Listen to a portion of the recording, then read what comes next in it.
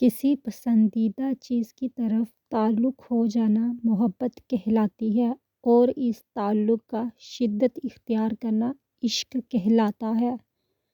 محبت پہلی، دوسری، تیسری نہیں ہوتی۔ محبت تو وہ ہوتی ہے جس کے بعد محبت نہ ہو۔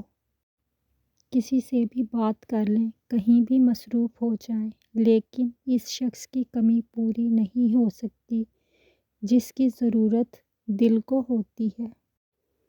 زندگی میں ہم جو چاہتے ہیں وہ آسانی سے نہیں ملتا، لیکن زندگی کا سچ بھی تو یہی ہے کہ ہم بھی وہی چاہتے ہیں جو آسان نہیں ہوتا۔